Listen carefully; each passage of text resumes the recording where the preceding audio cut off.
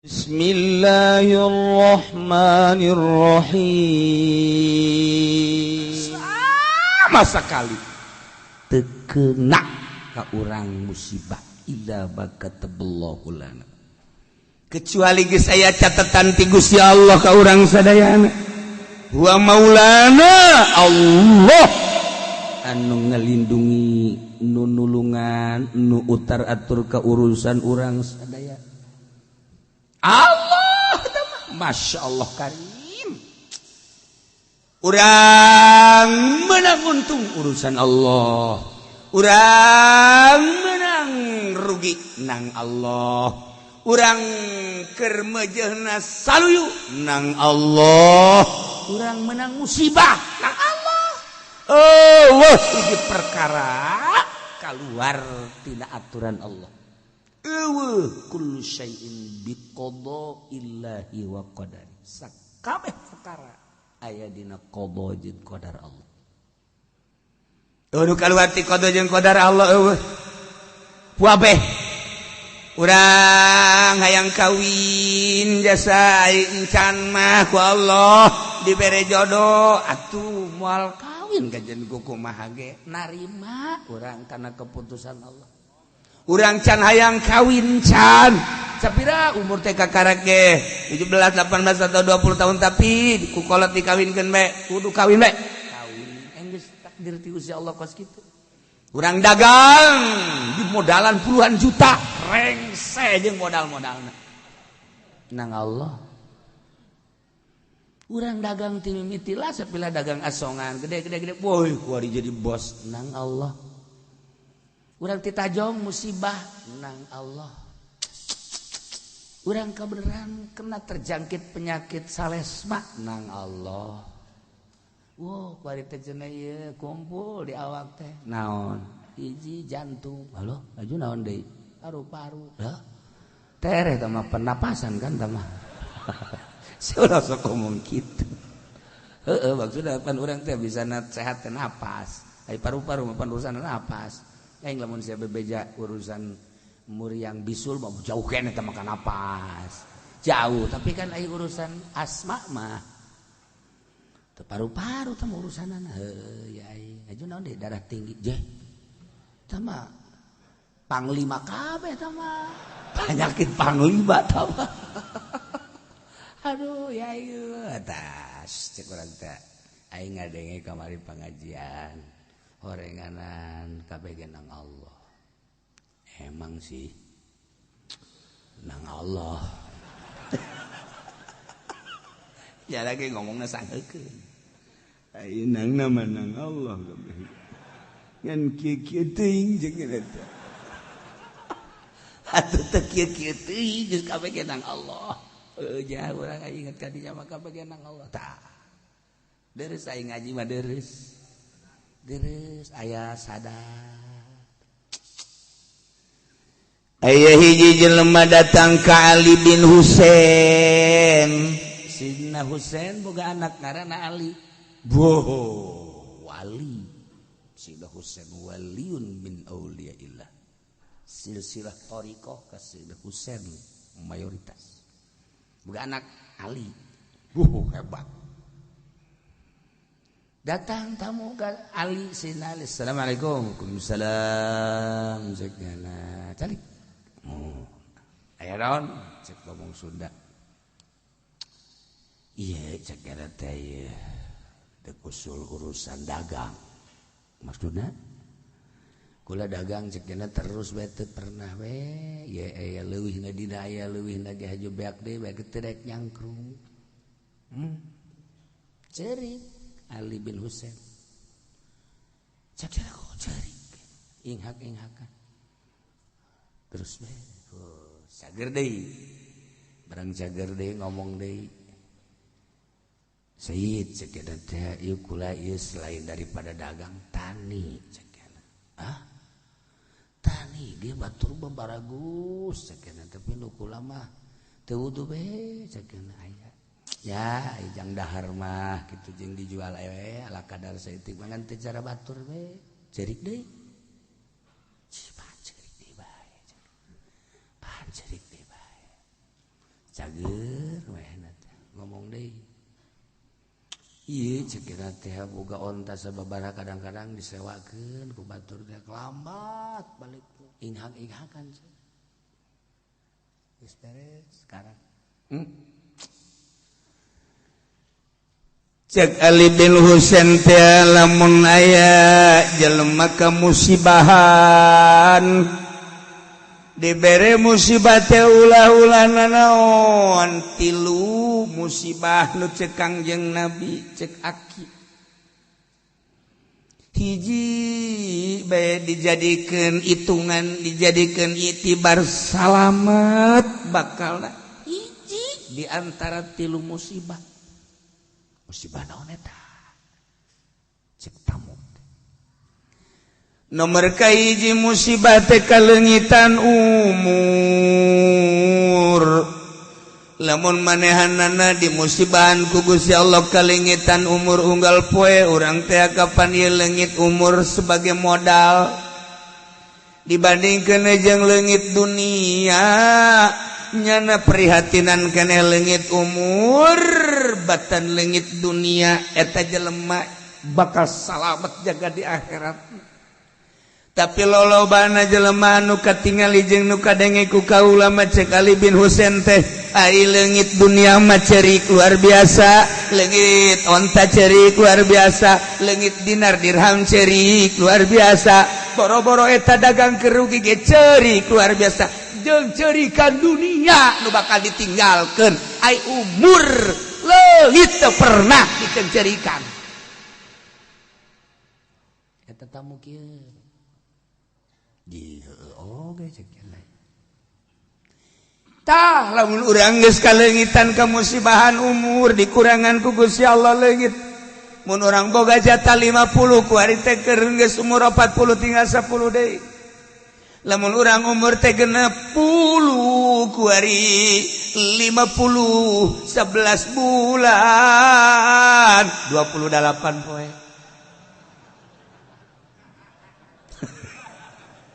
berarti tinggal 2 poe umur leungit tapi kurang teu pernah kaleungitan umur teh poe anu lobaan pake ibadah apa lobaan pake maksiat ku aing teh poe anu kuari tibalik datang ka ayeuna geus sabaraha puluh tahun pernah urang nyencerikan leungit umur sebagai modal Gusti Allah nalangsa teu pernah kunaon aya leungit senda jepit ceuri Masya Allah leungit duit mending mung gede 10.000 ge ngadukunkeun aya beakna 2 juta eta kan garoblok na jelema eta garoblok na jelema eta kan Masya Allah cek MZ teh mata makan jelema teh kitu jatuh ketiban tangga ih leungit motor naon sia leungit motor beat na eta tahun sabaraha tahun 2000 Allah lu sakiaki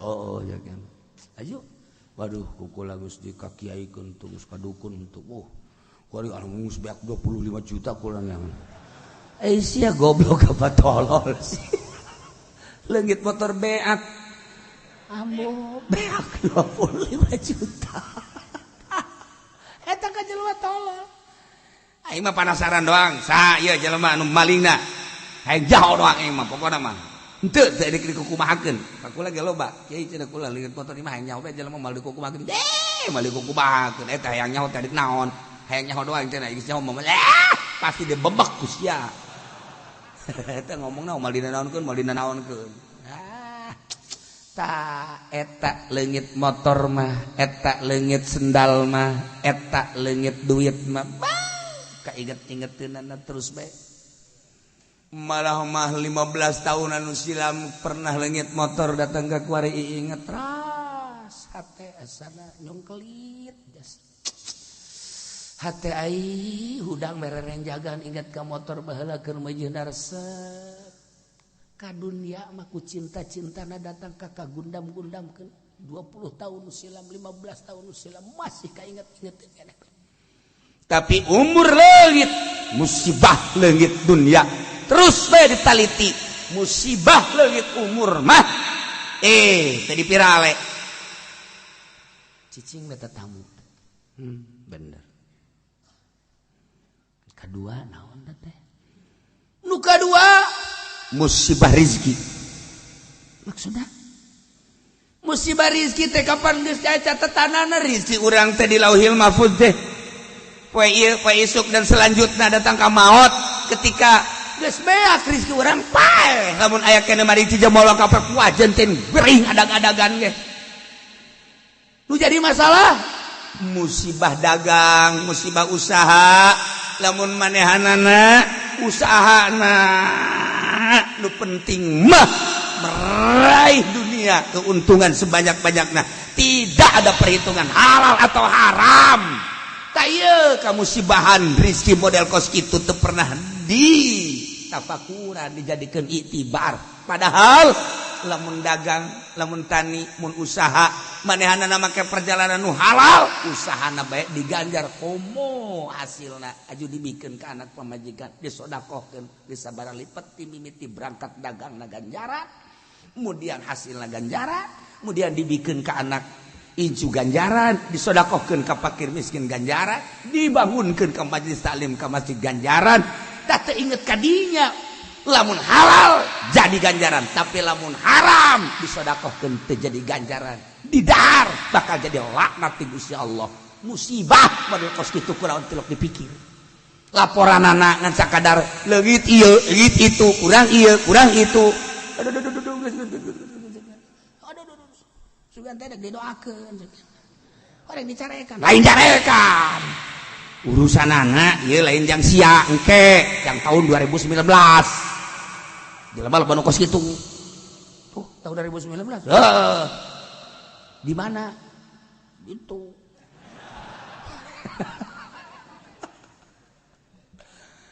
Kuari ti mimiti dagang nyokot duit bang teh kapan geus jelas-jelas riba. Belah ditunda kapan katibuhu wa syahiduhu kabeh. Juru tulisna, saksina, pelakuna geus jelas kabeh. Eta teh neraka kabeh. Wari mayoritas teu bisa.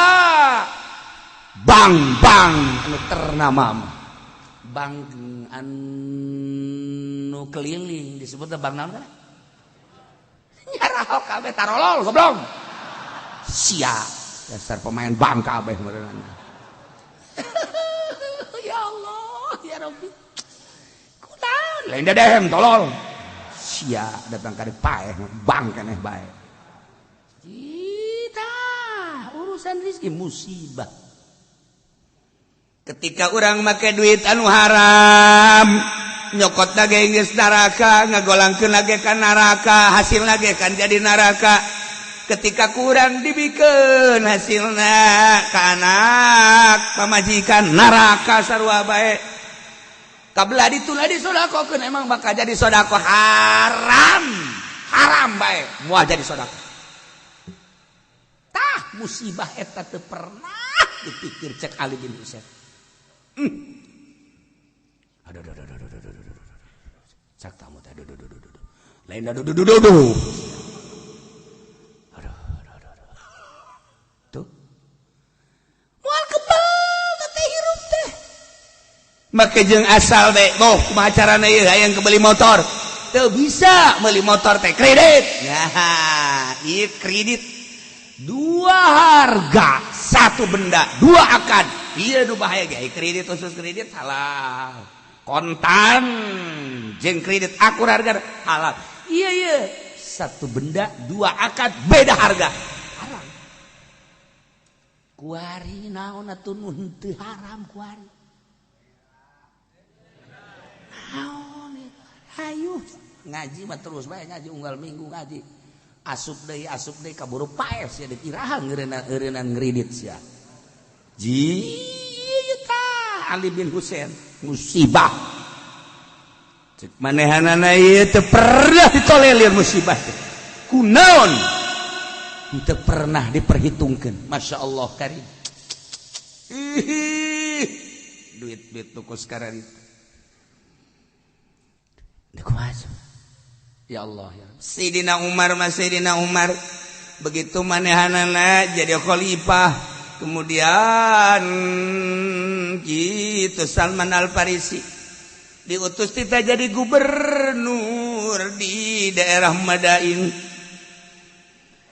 deket ka Iran didinya teh tidinya manehanana jadi gubernur barang diteliti eta luar biasa jujur jeung adilna kejujuran jeung keadilan Salman Al-Farisi teh tandingan cek masyarakat hanjakal mah hiji teu daek ngarobah pakaian, dua teu daek ngarobah tempat, tilu teu daek ngarobah dahar. Padahal mah cek masyarakat terutama bisikan-bisikan di sekelilingna pannyana jadi gubernur atuh hiji make pakaian anu layak, dua patempatan jasok kata tamuan ke panti berbagai penjuru daerah, tilu dahareunana atuh. Sina Umar ngadenge kitu cerik Sina Umar cerik nyencerikan masyarakat.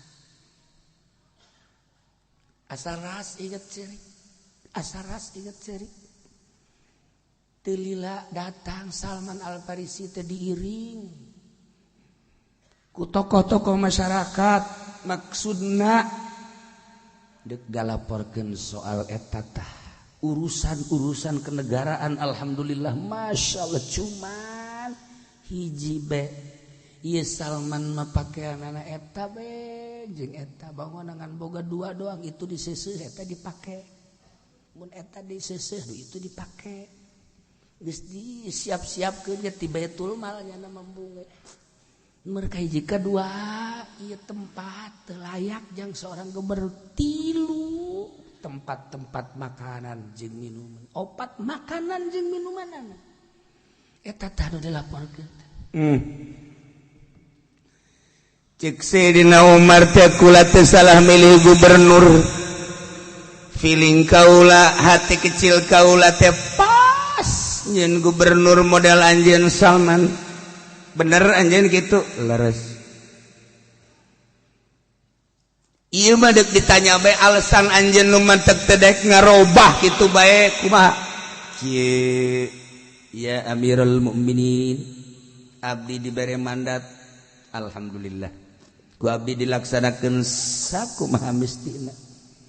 Adapun urusan pribadi abdi urusan abdi. Abdi boga baju ngan sakikieuna lain teu kabeuli, teu kudu nyokot ti Baitul Mal insyaallah, tapi abdi teu hayang hiji. Nomor kadua tempat teu kudu nyokot ti Baitul Mal, abdi ge siap jangan bangun pribadi, jang pribadi abdi, tapi abdi teu. Nomor katilu urusan dahareun jarang masyarakat mah dibere pedah tempatna hungkul atuh sapeda tempat naon hubunganna dahareun jeung tempat. Jadahareun bagus ge tempatna jore badahareun bagus tempatna jore jang ngeunah bae, ayeuna tempatna bagus dahareunna jore aju teu ngeunah bae. Cek Sina Umar bener oge. Teu naon hubunganan.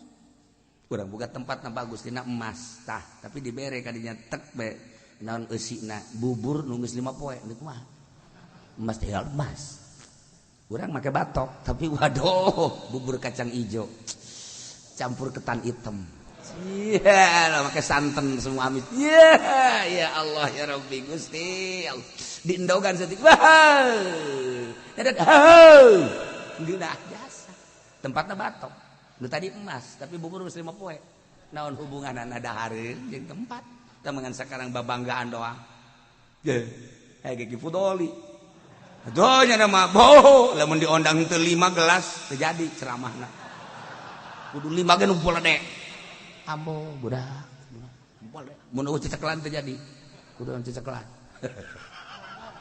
keur ieu bari geus tobat tuh sia mah dasar hasud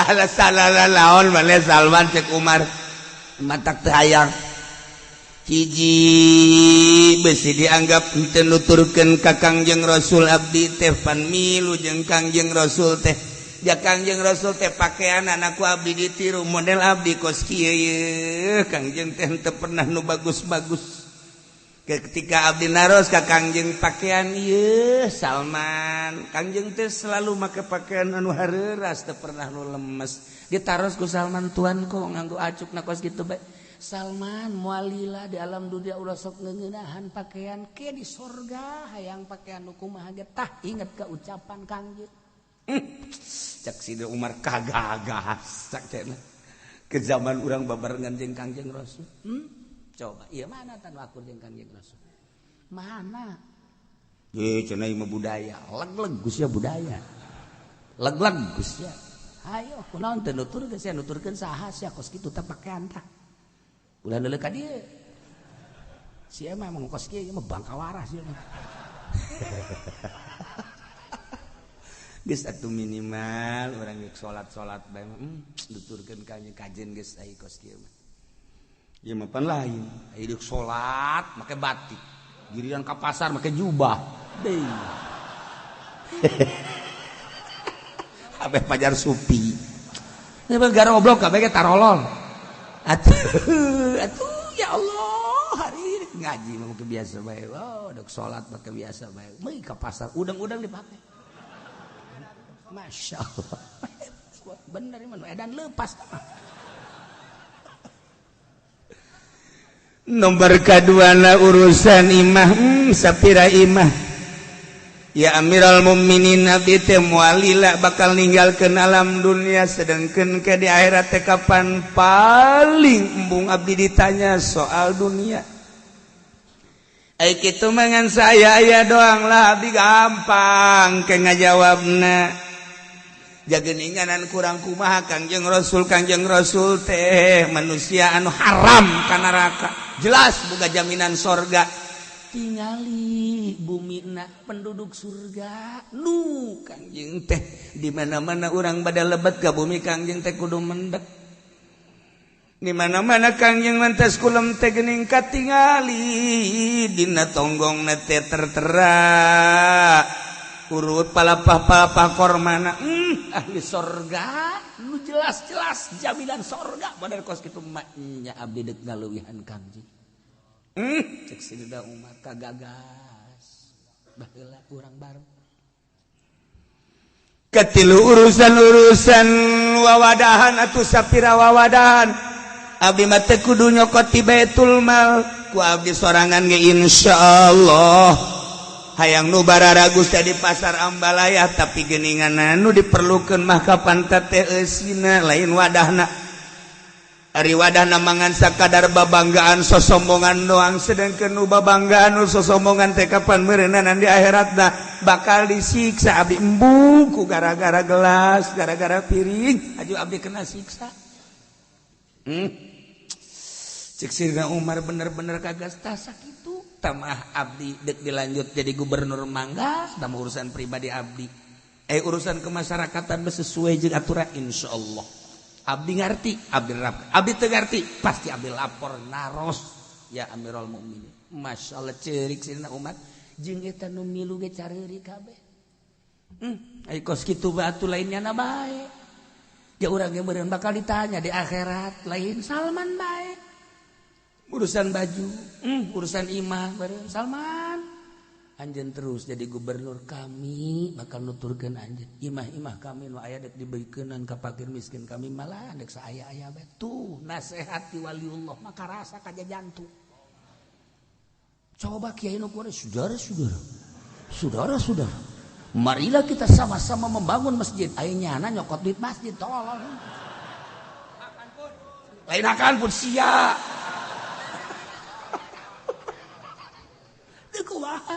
narurutna jelema demo kabeh masyarakat ulah si eta pemimpinna mangkuna loba nu leungit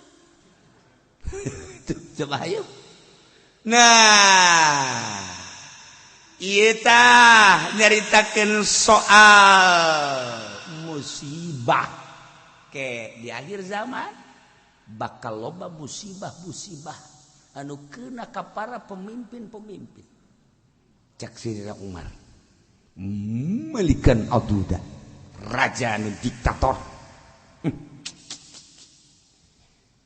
can lepas tidak obrolan eta horenganan disatukangen eta teh para gegeden Madinah teh ngarobrol di urang boga Amirul Mukminin Umar bin Khattab teh pohara luar biasa ngan ieu urang boga pamimpin khalifah teh bajuna teh eta bae ka masjid eta ka masyarakat eta sarua oleh di samping eta teu layak Imam Amirul Mukminin nyaleutik yang kata tamuan unggal poe di samping eta wawadahan-wawadahanana deui di luar kelayakan saha cek tokoh-tokoh Madinah nu wani negor Amirul Mukminin supaya layak tampil prima nanya kaya san wani kasih nauma setan geus hulu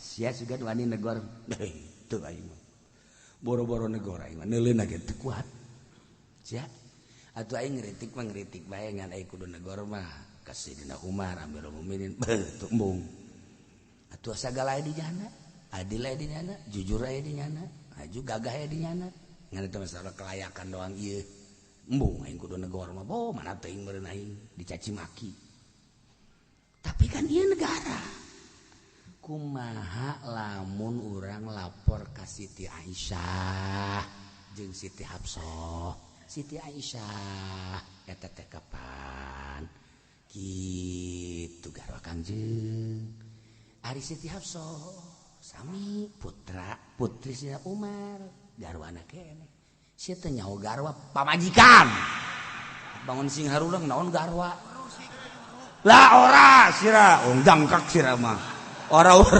garwa ngauleung mah peni naon garwa bikang sia mah bikang Yi dicelongok mah istri hese dibawa ke Bandung teh teu paham tah kan sopan itu kan garwa nah coba orang naros yuk aya 5 tokoh Madinah menghampiri Siti Aisyah sareng Siti Hafsah aya naon permasalahanna cek ummahatil mukminin kami 5an sebagai wakil masyarakat rek lapor naon ngalaporkeun tentang kelayakan Amirul Mukminin oh Abah Abdi cek Siti Hafsah mohon kitu teu adil teh jujur sanes mah sanes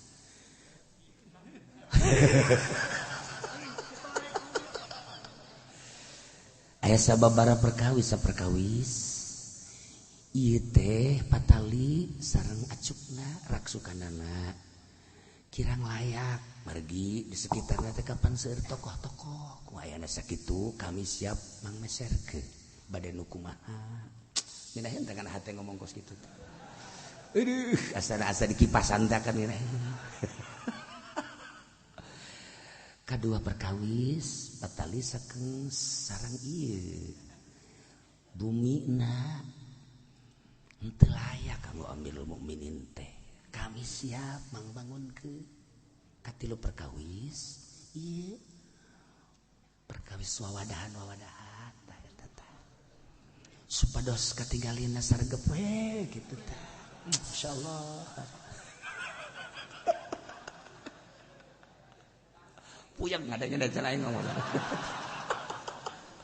tersebut ayo urang mah pantes ya nomor kahiji asana ngeunaheun kana jantung teh sebut perasaan asal dibawa kos kitu beta urang Tangerang mah teu aja bae sia-sia aing teu bisa diajak lemes teu bisa urang di dieu urang ulun gapangi jeung urang Cilongok mah jeung urang Gelam teh di kamarana tuh tah kan bahasa di Gelam teh di kamarana nah gitu bahasa di kamarana pas gitu tapi lamun pondok di kamarana emang sia lain deui kan tah coba teh ka dieu teh kaputak deukeut di kamarana tuh lain deui tah saeutik tapi lamun di Cilongok bade ka mana tuh percaya siapa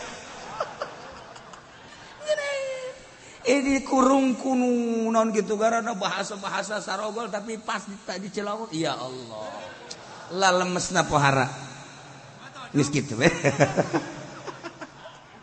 geus kitu we tau kakawasaan Gusti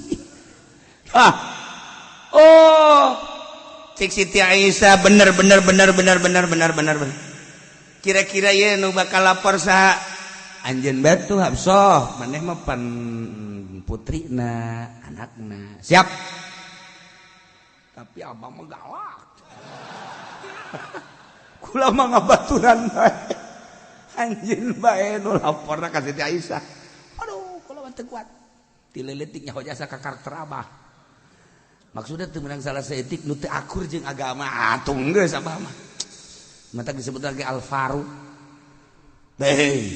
mantap lamun imam urang diteudeun tadi luhur lawangna Umar Al-Faruq setan moal daekeun asli moal daekeun sieun bareng leup sok setan bareng leup penghuni Haji Pendi ini mah temen gua atuh setan dia setan leup penghuni ayeuna leuh itu sieun bareng leup penghuni yo pohara malah mah aing eleh guyana cak setan bisa ya pengangkatan setan dari manusia saja. Keterlaluan jasa setan. Nah, ayo guys urang bareng aja Siti Aisyah. Ayo datang bareng. Bareng. Aya naon cik Sina Umar teh? Wahai ummahatil mukminin. Abdi kenging laporan-laporan ti para penggede-penggede Madinah. Soal naon?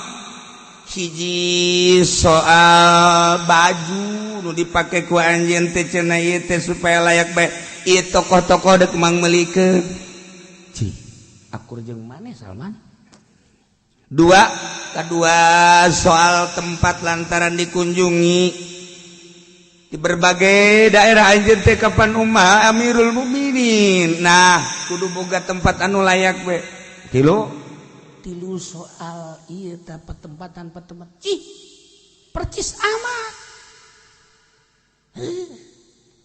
kumaha cerik di sini Umar Aisyah Habsah anjeun teh pan pernah babarengan jeung Kangjeng hirup ngileuk ada duaan pan anjeun nu ngaladenan Kangjeng teh pernah teu Kangjeng boga baju na bararagus henteu atuh lamun kaula kusadume jadi Amirul Mukminin aju pakaian bararagus atuh kumaha engke cek Kangjeng meureun ke di akhirat teh kaula teh meureunanan teu ditarima jadi babaturanana heueuh oge nya makana sapira baju hayang sakumaha sapira pakaian hayang nu kos kumaha gampang tapi nu dipikiran teh akur henteu jeung nu sok dilakukeun ku Kangjeng akur henteu tah ieu nu dipake kasieun nu mantep ketika aya di Indonesia aya seorang kiai jadi khatib make jubah disengsirikeun di Jawa teh kulantaran teu make kitu batik disengsirikeun penggede-penggede teh matak disengsirikeun eta urang makan orang Indonesia lain orang Arab teh mah ke Arab-Araban ngadalil biasa kiai ge ngan kulantaran kiai hartina dilawan salah teh dilawan salah urusanana pan ieu mah urusan nafsu ngaleos tah kiai teh di Indonesia urang make jubah teh pajar Araban pajar hahabiban pajar khokholipahan ini kudu disesuaikan sumutna ya. Sia naon sia Masa disesuaikan sok aya. Sok ngalah si sembarangan sia ngomong ke sorga hayang. Lain cenah jubah baca teh mah di Arab macana. Oh, ieu ge naon karang-karana di Jidah urang Yaman, tukang mawaan barang make jubah. Atuh nu eta tolol. Si mandeuleuna si nu eta. Tawa ingatkan ini budak korengan andi dia mah kiai kabeh tukang-tukang mawa antas kiai caknya pan orang-orang zaman papan mereka ieu kabeh budak di urang mah kos kitu teh cuma kiai caknya orang di dieu kiai kabeh atunya mah sasalaman lu eta teh ini jeung tanah pahara ini eta ya aki-aki baca teu kadenge dongeng kos kitu ini ih Masya Allah hajupan ngomongnya akan horenganan di dia maca Quran kabeh keur digawe ge maca Quran bae kabeh itu nyamun eta bahasa da tolol tadi di ininya atuh barang ditanya urang mana tatang aji pe dipaingan atuh sapira pondok nyaon-naon nah ieu mah urusanana nuturkeun Kangjeng moal Syekh Nawawi nulis di Nariyat, Syekh Nawawi nulis di berbagai tuturkeun Kangjeng. Tah, wahai ummahatil mukminin wal mukminat, Aisyah, Hafsah, manehkeun bareng jeung Kangjeng ngaladenan, pernah teu hayang kemewahan dunia Kangjeng? Henteu. Pernah teu di imah tangga aya tempat-tempat anu mewah teu aya? Naon cenah? Isin cenah ka Gusti. Atuh Kangjeng bae isin atuh komo kaula. Ya, cek Sayyidina Umar, inna fil akhirati aqabatan. Sanyanyana di akhirat loba tajakan-tajakan, loba masalah-masalah, loba beban-beban. Tuh. Loba beban di akhirat teh. Tanya ieu, tanya itu, tanya ieu, tanya itu. Nah, nu paling selamat adalah al-mukhifun, jelema anu ngentengkeun beban di dunia. Ketika di dunia ngentengkeun sorangan, lah sapira baju, lah sapira imah, lah sapira ke bae di surga. Tah, di dunia na diolah-olah bae. Nah, al-mukhifun ngaranna cek Sina Umar. Di akhiratna beban-beban tersebut bakal selesai. Urang kan lamun maot ya ditanyakeun imah menang meuli duitna ti mana, kendaraan menang ti mana, eta kan proses kos kitu kan angel. Angel komo nu pamajikanna opat mah. Nu ieu jadi tanya-tanya tah hade ge tanya. Cek malaikat diem lu. Aduh, dagang karung nih ditanya. Ayo sabaraha jenis karung? Ayo coba. Nah, kemudian cara dagangna kumaha, modalna ti mana, ka mana jeung kumaha di ka mana keun teh duit karung teh. Mangkaning neraka geus tiba. Asal ditanya bae, di mana eta nang ti mana eta? Seuneu neraka. Nya geus kieu bae. Aduh. Sanggeusna transaksi kemudian duitna eta nu katarima dihitung sanggeusna dihitung ngaju leuwih kon teu dibalikeun deui. Aduh. Geus katarima ju duitna eta nu digunakeun pake dahar, pake nginum jeung keluarga sesana dikamanakeun di neraka. Alah, cak aja pending geus abdi bae teu ditanya maning digejeburkeun mah gejeburkeun. Capek. Ya Allah, ya Rabb. Dailah inna fil akhirati aqabatan, di akhirat bakal loba beban-beban anu luar biasa. Nu pang salamatna al-mukhifun, jelema anu ngentengkeun beban waktu di dunia. Pancena ari bapa anjeun mah sugih etas Sina Abu Bakar Siddiq. Ai maneh maneuleut teh sugihna, ai sugih teh di aku kitu ku Sina Abu Bakar. Henteu. Kula teh nuturkeun Sina Abu Bakar. Belah dituturkeun Kangjeng. Sugih teh pamere Allah, tapi teu pernah ngaku kasugihanana. Jelema nu aya sabaraha disuguhan bae ku manehanana. Ayo terus. Bahkan Kangjeng Nabi lamun aya katamuan nu dipanggil teh Abu Bakar. Aya Abu Bakar aya suguhan tamu. Mun nyana tamu kalaparan. Ketika dek balik, Abu Bakar, boga teh jang ongkos. Aya mun eueuhnya anak mah bisa balik. Tah, sugih teh mun kos kitu mah masalah. Tuh. Nyana teh perang sabaraha ribu onta. Tah, sugih teh jang kos kitu.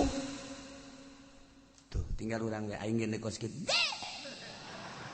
teu percaya dulur hayang numpakan ge teu beunang kana mobil sakalina numpakan dideleukeun kotor sendal waduh cak adina teh ngobal deui naik mobil si eta yang kurang gitu capek kotor saeutik bae ge beung rewang bae kan mobil teh kudu kumbah mobil teh kudu anu ngumah ge bekan kaduhung mobil eta sakalina aing naik kos kitu geus teh hayang aing mah mal deui aing naik mobil kos kitu lain ngeunaheun pan jadi nyiksa awak pan naik mobil teh ngeunaheun deuk diliuk kumaha bae ngeunaheun deuk naon teh naon jadi urang jadi raja kan ngeunaheun di mobil ieu mah lain pan asal ngitukeun ulah tukang teuing aing ge dia kahalangan sia pan teh jadi raja hah deuk ngarokok mobil ngarokok di mobil bau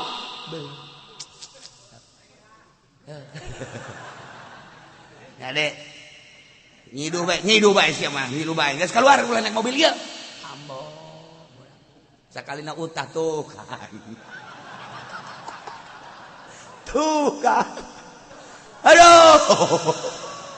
aduh jak nu boga mobil sia kaduhung aing ngajak sia sugan teh sia teu kampungan goblok ya mobil aing kautahan mobil mewah tinggal mobil mewah kautahan ada ditinggalkeun embung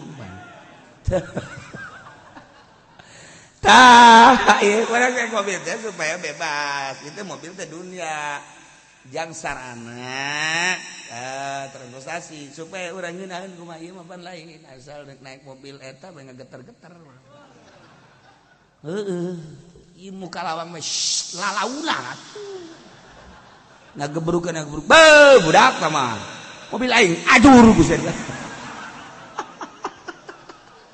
ai selem kana teh gas aing mah naik mobil eta mendingan naik 08 bebas sakana teh emang meureun sakarakter jelema mah dah aya bebas naik truk karak bebas atuh lain jelema barang tah mah tah ieu cek Sidina Umar di akhirat bakalna loba tanjakan-tanjakan jeung loba beban-beban kang salamet-salamet ta'al mukhifun jelema anu ngentengkeun beban waktu di dunia kula embung di akhirat kacoceng derajat kula masa teu bareng jeung Sina Abu Bakar masa teu bareng jeung Kanjeng Nabi boh kajen teuing di dunia kula susah kadeuluna kula teu senang jadi moal kebal di dunia mah Masya Allah cek anakna Siti Hafsah kaduhung urang bebeja ka bapak kos kitu cek kula ge nya nama kos kitu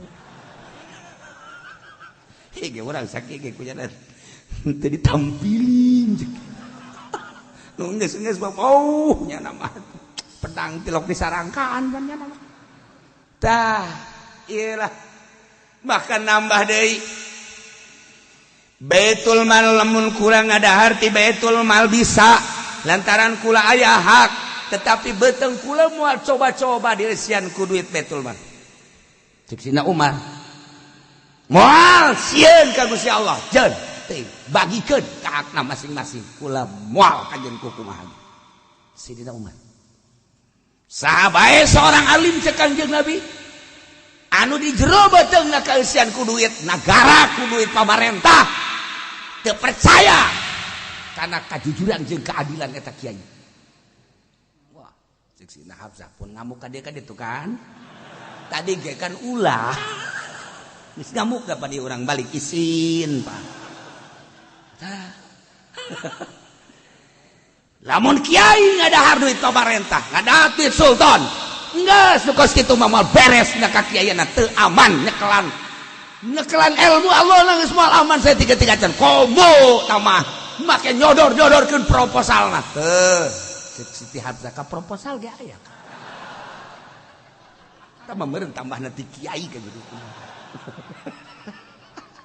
ngamuk bobat mun dicaritakeun mah mun dicaritakeun nyanangan nyaritakeun tentang duit-duit Baitul Mal duit-duit aya seorang sahabat begitu datang ngaran Salim Salim teh jujur dan luar biasa. Ketika datang seorang raja, nah katinggal lieu sahabat. Mana Salim kan di Baitullah keur ngadoa bae. Boga kepentingan dunia kan maneh. Nyanangan nyileuk. Boga kepentingan mun boga kepentingan aya ka dieu kula. Beres jangan ngadoa terus ditungguan ku raja keluar cek. Begitu di mana yang ngadoa tadi boga kepentingan atuh boga. Dunia apa akhirat? Soal dunia soal akhirat urusan kula. Tah lamun boga kepentingan dunia, yuk. Kula tungguan. Kula pakai Zoom. Aduh, cek Salim teh. Kula hayang nurutan Sina Umar, hayang nurutan Sina Abu Bakar, hayang nurutan Kangjeng. Embung kaesian ieu duit. Ku duit haram mal kebal deui hirup cek nya teh. Begitu datang blak tah butuh sabaraha deui tah. Nyana indit. Masyaallah. Kuari mah kieu cek cenah ieu duit dikumpulkeun kabeh. Eta naon eta? Duit cek ti saya ti raja. Boh maneh mah untung cek nu sajen teh. Maneh mah untung diperhatikeun ku raja, datang ka dibere duit ceurignya. Pan sia mah ceurig, mangga duit ceurig, dibere duit ceurig. Henteu kitu. Ke kieu bae tungguan ieu di dieu nya. Mun kula eueuh ka dieu deui meureunanan ieu lain milik kula cokotnya. Serpet bae balik. Serpet bae balik teh. Ditungguan ku dirinya ku nu sejen-sejen teh. Tungguan. Barang eueuh balik teh, eueuh balik deui ka dinya. Seseuria dibawa berarti halal cek ada ieu. Salimna geus eueuh. Puguh Salim mah langsung balik ka imah. Ngadoa ka Allah Gusti salametkeun abdi hirup di dunia ulah datang ka ngadahar duit ti pamarentah. Langsung aya nu ngudang Salim itu duit diatep aja ku saha geus dicokot ku anu kon alhamdulillah aya maneh teu kurang nu mantak embung kunaon besi kaganggu kahusuan salat kula besi kaganggu derajat kula engke di akhirat teu hayang kula mah ngadahar duit di pamarentah ji jaga atuh kula ge kabagian saknya teh kitu ya kitu mah kula embung atuh deui sia mah sia bae ulah nurutan aing henteu nya ka di akhirat itu Tuhan ka surga kula ka surga mah ka surga ngan handap derajat mong aing mah dibawakeun we du dibikeun ka ditu teh hai sadu aya ieu bagian aya eta sia kunaon sih bisa jadi begitu mong aing mah Salim ge embungeun cek ieu teh lantaran ge di ka surga di surgana handap derajat komo lamun datang ka teu husuma jadi ka neraka teh aya aing jatuh kami ge sarua cek ieu teh ya baheula makan kos kitu kuari mah lamun urang da embung duit pamarentah kadieukeun nah mantep duit kene sarua gitu. Nah, gas pokona mah lamun narimaan duit kadieukeun pokona mah hese-hese aing jadi penampunganana geus teu inget kana halal jeung haram kuari mah teu inget husu jeung teu husu da kumaha coba baheula teh kiai teh anti kasupan duit pamarentah ulah kiai mah ulah engke ilmu na teu manfaat henteu manfaat ulah sakali ulah kecuali gede tapi tanggung sejuta baik itu mah miliar tak kan anu mere enak kepotongan sia miliar rugi negara bangkrut bisa mah ulah aya lain darurat tah kan cenah geus bae anggap darurat tangkorak sia barudak Ulaisibana bejakeun ku anjeun Muhammad sama sakali moalkeun ka urang kabehan teh kecuali musibah lain musibah aturan-aturanana nasib dek khairin dek syarrin ieu kabeh ge meunang ti Gusti Allah Allah teh huwa maulana anu ngalindungi urang nasiruna anu nulungan ka urang turun urusan urang geus Allah ka Allah hungkul falyatawakkalul mu'minun masrahkeun diri jelema mukmin mah di dieu teh aya qasar hiji bahasa itu Allah nomor kedua di dieu teh aya harfi maqamil idmar pan tadi teh geus disebut la yusibana illa maka taballahu lana tapi di dieu dijelaskeun diizharkeun wa Allah tuwa alaihi aya rahasia-rahasia tabarruk istilzad tuluy ka dieuna ya fal yatawakkalil mu'minun tawakal teh tauhid urusan segala nu kaluar ti aturan Allah geus urang masrahkeun sadaya-daya ka Gusti Allah Subhanahu wa taala sebab jelema mukmin mah fal yatawakkalil mu'minun. Ketika aya kesulitan-kesulitan anu terjadi di masyarakat, baik kesulitan-kesulitan alam kadeleuna kumaranehanana, aya angin, aya batu, aya hujan teu eureun-eureun, aya badai, aya gempa, minimal ini erosi, kemudian aya tsunami, atawa sandang pangan mahal, atawa paila, atawa keributan-keributan. Nah, panyakit-panyakit. Coba tah ketika kos kitu saha anu bisa ngaleungitkeun jeung nu bisa nyalametkeun. Bejakeun Muhammad ke ahli Mekah. Bejakeun. Coba Muhammad. Kangjeng Nabi teh titah nanya ka para ahli Mekah khususna mayyunajikum min zulumatil barri wal bahr. Saha coba nu bisa nyalametkeun ka aranjeun kabeh ketika aya zulumatil barri wal bahr. Artina zulumatil barri teh popoek berang, popoek daratan atau popoek lautan merupakan suatu kedahsyatan siksa. Sok geura andai kata tengah peuting anu poek kemudian aya mega ditambah deui ka poekanana lantaran bulan bintang ditambah deui ku angin anu menggebu terus teu eureun-eureun macam kituna sebagai siksa. Saha bejakeun anu bakal bisa nyalametkeunana? Keur carita hakikat atawa di lautan nya di jero laut nya peuting nya aya mega. Bayangkan ku urang ditambah di ombak anu luar biasa naik ke darat atau di laut anu keur naik perahu, naik sampan, naik kapal atau anu keur ngojay. Nah ieu saha nu bakal nyalametkeun saat-saat seperti itu? Bejakeun ka ahli Mekah. Coba bejakeun ka ahli Mekah, coba saha anu bisa nyalametkeun? Eta keur carita hakikat keayaan alam seperti kos kitu. Urang mah nyarita teh kejadian alam yang adanya si bule. Henteu bae urang menyokot aslina. Eta teh aya nu nyieun kikituan teh Gusti Allah Subhanahu wa taala. Teu semata-mata kos kitu Gusti Allah mun teu disababan ku urang sebagai penghuni bumi. Cok gerage, bejakeun saha tah nu bisa bakal nyalametkeun? Moal aya nu bisa atuh kabeh ge. Ketika ditanya kos kitu mah kabehan ge moal aya nu bisa lantaran aya jelema naik kapal, kapalna oleng luar biasa dahsyat keur carita oleng lagi. Diberitakeun ku nahodana bahwa kapal tidak akan selamat. Kita masing-masing berdoa kepada Tuhan kita. Kabeh Allah Allah Allah di tengah lautan deuk minta tulung ka jelema kumaha?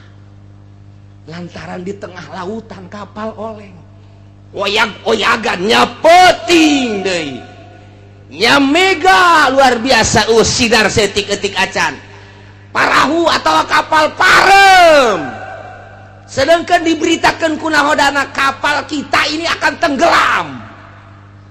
Kamana coba mun tayang jaringan-jaringanana teu bisa lantaran error. Telepon ke mana teu bisa, tinggal ngan ka Allah doang. Nu Katolik jeung nu Kristen ge saat eta mah pasti Allah Allah Allah. Sobat komo nu Islam sanajan nyana tukang mabok, nyana tukang zina, nyana tukang korupsi, ketika kapalna oleh Allah Allah Allah Allah Allah Allah Allah-Allahan kajian kuku mah ge tah saat-saat kos kitu teh saha tah nu bisa nyalametkeun atau naik kapal udara biasana lewat Abu Dhabi gerbek diberitakeun ku pilot para penumpang yang baik kapal kita menemui masalah sebab cuaca buruk di keatasin ini gelap di kebawahin angin besar ditabrakin ke sono kita masing-masing berdoa saja rasanya cak pilot rasanya waduh aing geus dah deuk pilihan eueuh deui kalau kita buang ke kanan ada gunung tinggi wah mending ka eta bae asana gunung bae tong eta waduh kita buang ke kiri laut wah sarua bae cilaka ieu mah udah ini mah tidak bisa kecuali kita berdoa masing-masing kepada Tuhan kita waduh adong geus poho ka anak poho ka pamajikan sangkilang geulis jasa ge pamajikan tetapi Allah asa dihareupeun Allah eta keur carita kejadian di udara kejadian di laut kuari kejadian gering urang sadaid Mercy Ambalayah di imah Cadillac Ambarayah di imah teh mobil Hammer kan Ambalayah di imah ja urang boga perusahaan sawah urang tanah urang satungtung deuleu pamajikan orang nu di imah nu di pila nu di hotel Ambalayah lobana luar biasa urang kaserang penyakit jantung atau darah tinggi ditambah ku manis geus pupurieun pupurieun ieu mah aduh lantaran manis dibere obat teh ieu teh kudu pait bertentangan jeung darah tinggi diberi obat darah tinggi bertentangan jeung manis atau jeung emah nah ieu sangat bertentangan kumaha ya kos kitu teh diimpus urang di dia ke di rumah sakit di ruang ICU boro-boro sasaha anak jeung pamajikan geus semeunang ngalayat geus di ICU bageus kieu mobil Ambalayah di imah perusahaan urang Ambalayah di unggal kota pamajikan urang sakitu garelisna nu luar biasa tanah urang satungtung deuleu geus puguh pake mah kitu keneh beas di gudang geus teu kacaritakeun wah luar biasa imah lain hiji bae unggal kota boga imah kuari urang aya di ruang ICU bejakeun Muhammad ka jelema kos kitu saha nu bisa nyalametkeun coba bejakeun hartana bisa nyalametkeun jual ku sia harta jang nyalametkeun nyana imah bisa nyalametkeun sok bawa ka dinya imahna mobil Cadillac na tuh termahal di dunia nu bisa nyalametkeun ka dinya bawa ku nyana atawa wanita cantik urang Karawang urang Surbang anu ngegel muter teh bawa ka dinya bawa atau orang Libanon anu cacadeun irung mata ceuli jeung sajabana bawa ka dinya moal aya geus kieu bae ngagolan napas lagi geus dibantu make oksigen dilayat ini temen bapak temen usaha bapak dina hatena ngabur sia teh hayang aing mah didatangan ku sia babaturan korupsi didatangkeun ka dieu goblok sia ini temen bapak pak temen apa ini temen usaha bapak jangan dina hate mah teu bisa ngomong dah inditkeun aing keur ka Allah sebenarnya tapi lamun datang ini santri mana ya santri nu tetangga bapak teh nu teluk ditanya nyana dek macakeun yasin diuk di dinya tadi hayangin saat eta mah tadi didatangan ku santri supaya kabantu-bantu nginget Allah aya laku santri mah geus kos kitu pengalaman nyana teh amanat coba si santri teh kiai tita ka dieu kitu bang macakeun tah cai ji atuh keimanan mah jantung Allah nyana geus ge Allah teh inget ka mobil teh inget ka imah teh inget ka istana teh inget ka jabatan teh Allah bejakeun Muhammad saha tah nu bisa nyalametkeun saat-saat kritis modal kos kitu apakah nyala boga pikiran harta bakal nyalametkeun moal aya apakah nyana boga pikiran imah mewah gedung istana nu bakal nyalametkeun teu aya apakah manusia anu sering mengelilingi dirina nu bakal nyalametkeun teu aya malah gilaeun kanu kos kitu saha sebabnya nana tadaunahu tadarru'an wa khufiyah nyana saat eta mangadua ka Gusti Allah anu luar biasa DP-DP na jeung sasamaran di jero hate bahasa sumut bage Allah-Allahan bahasa hatena ge Allah-Allahan moal aya anu muntayang ka makhluk moal aya anu muntayang ka harta moal aya nu muntayang ka jabatan moal aya nu muntayang ka tahta jeung kerajaan saat eta mah tadaunahu tadarru'an wa khufyah hiji Allah bejakeun Muhammad saha anu bisa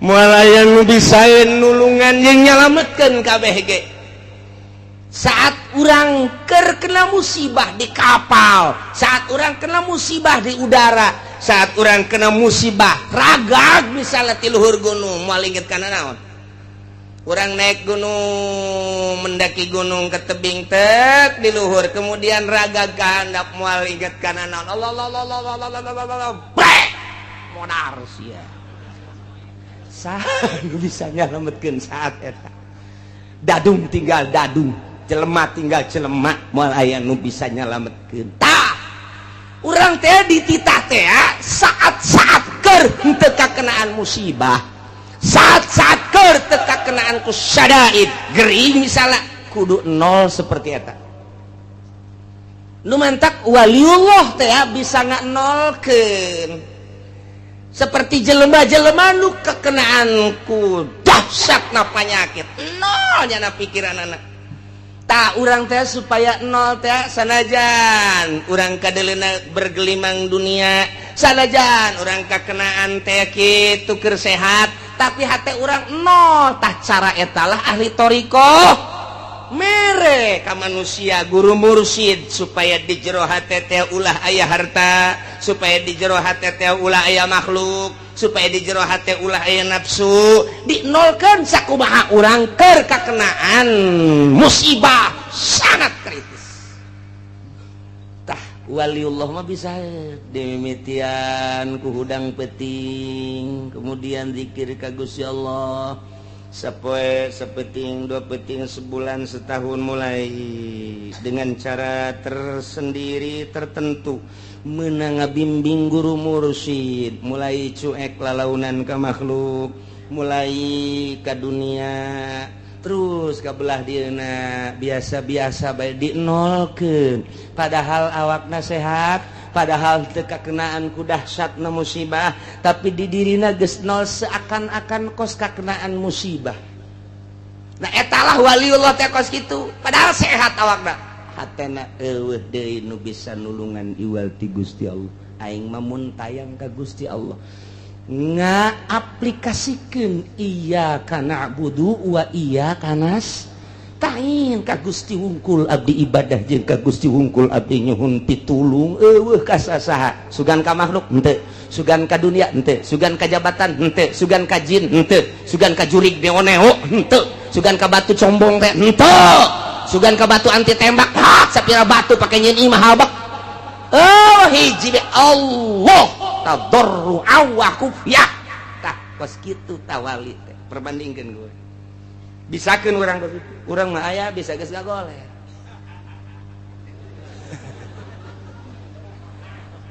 arawas beraga daing keur ka Allah recok cenah teh tipi pareuman tipi ngagoler badi nungguan bawa isuk bawa sore tipi ya we pindahkeun budak pindahkeun abah nek zikir we ka Gusti Allah puyeng abah mah asa-asa ngayu nek di ka Allah padahal mah tipi loba mobil moga segala rupa awaskeun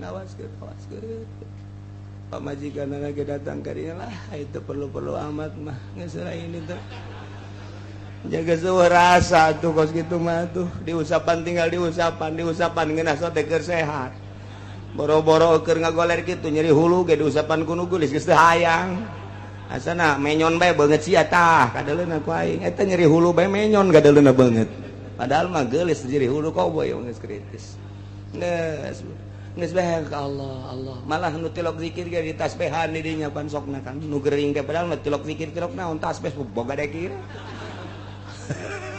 ceknya nama tasbih meureun bisa nulungan henteu tasbih mah itu dipake mah tu tasbih tinggal tasbih bisa dibabeteun ku jurig bisa tasbih mah tu dipake Allah nafas kaluhur Allah geus sebab kanyeri geus luar biasa geus lain hayang sosonoan jeung awewe geus lain hayang lelempangan make mobil mewah geus lain hayang barang dahar makanan-makanan menu-menu anu lazat lain ieu mah hayang nangis kapanggih jeung Allah bae lain hayangan asa geus dihareupeun we Allah Allah Allah Allah saha anu bisa moal aya badak urang kuari ngaji teh tah supaya urang bisa pasrah kadanan kuari bisa pasrah matu engke-engke saat urang kritis ji ja urang ge bakal modar sarua bae je emang parang sana kumaha meureun cekna mah masih kene SMS-an kana tolol teu budak mun bisa mah kuari mun teu bisa engke saat urang ngagoler Muhammad bejakeun saat anu bisa nyalametkeun moal bisa kulantaran atuh anakna ieu tanggap terus diobatan rada bray cager rada deres puyeng rada tanaga rada aya ceng remote mana sial tau orang Cikupa geloblon remote naon ki remote TV mana remote TV emang laki deket TV kesel abah TV kadekeun nu gede TV na setel seserian tolol menikmati kamara kakara kamari saminggu ka tukang awaskeun TV garieung jangan awas kuari barang leungit TV remote na mana mun aing jadi incuna di talian gua aing jelema teh kos itu percis eta teh lain batur sia ya Karim, ya orang kasinggung ku Quran ya, Masya Allah pohara jasa ya Allah teh kos kitu tangga bejakan ka orang percis ya Allah ya Rabbi bejakan Muhammad saat di lautan saat anu bisa ngabebaskeun jeung nyalamatkeun di saat udara di udara kakenaan musibah saha anu bisa nyalamatkeun di saat nyana kena penyakit anu sangat kritis mun tayang ka saha bejakeun coba di saat recokna kekayaan budaya politik ekonomi riweuh saha anu bisa nyalametkeun bejakeun ka alim Mekah kul bejakeun Muhammad ka alim Mekah eta mah moal bisa aya anu nyalametkeun anu tadi manehanana ngomong waktu keur kakenaan ku musibah mah ngomong nanti bari ngadoa ka Gusti Allah la in anjaytana min hadhihi lanakunanna minasyakirin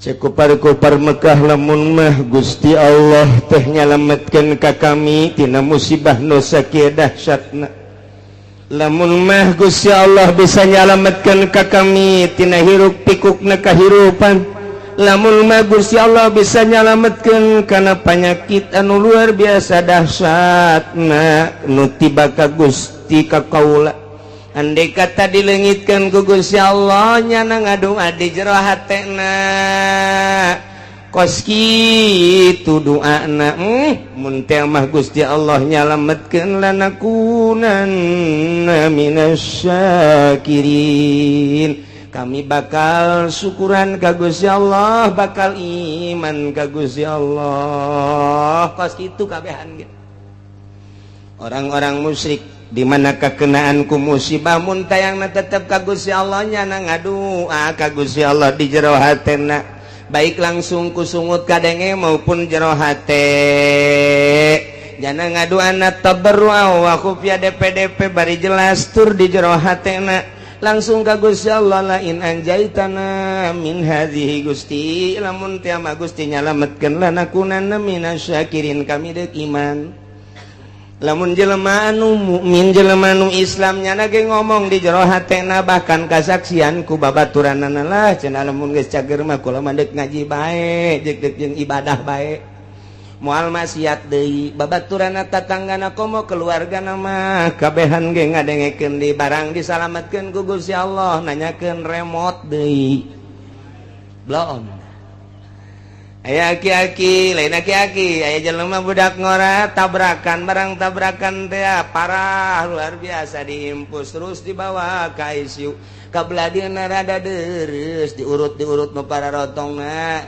terus kieu bade mana ngomong ka babaturan geus aing mah neuk tobat moal mabok deui moal judi deui lah aing mah karasa jasa iki nyaho cager nyaho teh mun ku Gusti Allah dicagerkeun aing mah neuk ka masjid bae neuk ibadah bae geus teh hayang mah kos kitu sieun paeh cak nyana ge aju rada deres bisa make tungket saeutik Jumaahna ge jam 10 batur can ka masjid jangan geus ka masjid urang lembur ge nyarahun jasa kadeuleu ku kabehan bu jadi getol eta jelema budak ngorak-ngorak keneh terus bae dia hareup deui nya nama ditihang lantaran ngajojor sukuna teu bisa ditilebkeun sabulan 2 bulan 3 bulan rada deres bisa nilep masih keneh ka masjid kan jam 11 terus gua hari mah geus teu kudu make tungket ka masjid keneh ngan jam 12 kurang 10 kuari mah bisa deui naik motor babarengan jeung baturna geus teu wauheun ka masjid eta di Cikupa aya nu kos kitu percis jasa aslina mah urang Cilongok sih Cilongok Gandu eta kos kari itu eta nya ge ngomong di jero hateun aing lamun cager mah deuk ibadah bae ka Gusti Allah moal maksiat deui ieu eta percis kos urang Mekah andai kata lain anjaitana min hadhihi lanakunanna minasyakirin kos gitulah manusia kos gitu manusia ya Allah ya Rabb Gusti Allah bejakeun Muhammad ka para musyrikin Mekah ka para kufar Mekah moal aya nu bisa nyalametkeun janang aing tamah nu bisa nyalametkeun bejakeun Allahu yunajjikum minha wa min kulli karb Allah anu bisa nyalametkeun ka ranjeun kabeh tina musibah nu sakitu dahsyatna wa min kulli karbin jeung tina sakabeh kasusahan-kasusahan nu terjadi ka dirina moal aya nu bisa nyalametkeun kecuali Gusti Allah ketika disalametkeun kunaon atuh summa antum tusyrikun begitu disalametkeun mun teh mah tadi dina kapal teh naek ka darat musyrik deui padahal ke waktu oleng kapal mah di tengah-tengah lautan jang mun tayang ka makhluk ka babaturan iwal ti ka Gusti Allah nyana ngomong lain anjaitana Gusti mun nyalametkeun ka abdi tina musibah kapal ieu mana peuting mana poek mana angin luar biasa mana ombak luar biasa diberitakeun di kunahoda bakal cilaka kabeh mun tayang Gusti lamun salamet abdi dak iman begitu disalametkeun kunaon atuh summa antum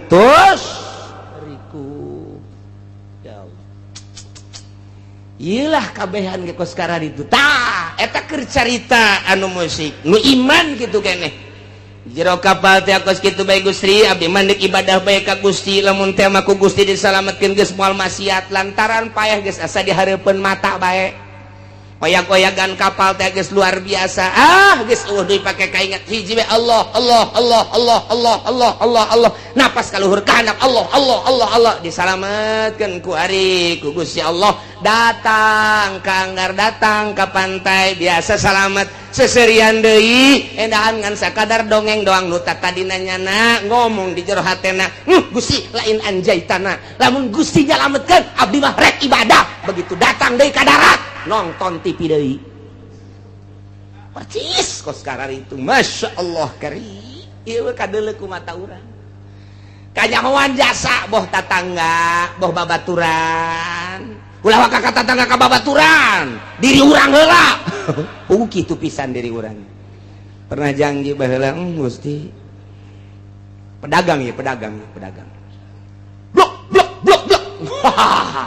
nyieun imah 2 tingkat pagerna luhur jasa teu kadirian ku batu mobil salin ganti pakaian burulang pereleng luar biasa dahar sakumaha kahayang nyana luar biasa maju usahana blek meulieun tanah Diwere gering jual tanah nu itu gering terus keneh bae mobil jual tinggal imah doang jual imah ge ya aya istilah lah harta mah tatalang raga jual kabeh anak rage bah jual bae bah lah nu penting abah cager tanah nu nang melian beak mobil menang melian beak kabeh perusahaan ge ambruk tinggal imahna nu pagerna luhur teh 2 tingkat jual kuari meuli nu sederhana gering can cager keneh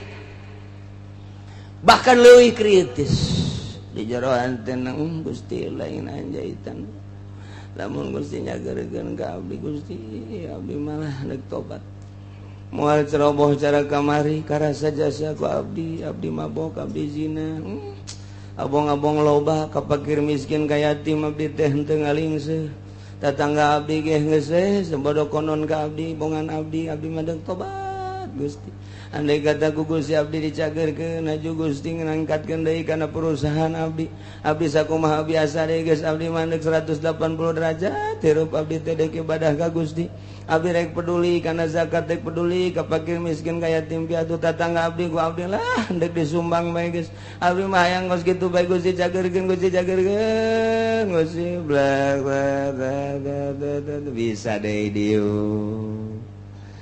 wae ngobrol jeung keluargana abah rada cager abah alhamdulillah geura doakeun bae ku kabehan abah ku sade geus cager malah kan abah mah eunana mah deuk ngitung-ngitung zakat fakir miskin segala rupa lah deuk moal cara heuh bah atuh didoakeun ku kabehan ayo geus kuari geus rada sehat-sehat mulai engkeut-engkeut dagang deui mulai awal-awal mah bager hitung Gusti zakatna sabaraha can loba ieu pantau mah hitung zakatna sok tatangga bagikeun rapi beuki gede poho deui kuari asupkan nelayan deui di Jati jeung lurah-lurah asup deui kuari kabarbar asup deui kuari ancrup deui tah eta kamari mah lain anjaitanna Gusti lamun nyageurkeun ka abdi lanakunana minasakin abdi deuk ibadah ka Gusti tapi kunaon begitu dicageurkeun janjana ge nyaho nu nyageurkeun teh Gusti Allah summa antum tusyrikun endahan ambalayah deui lain saeutik teh di lemur urang nu kos kitu kanyahoan kasaksian ku urang teh ambalayah hampir 99,9% kitu jasa ya Allah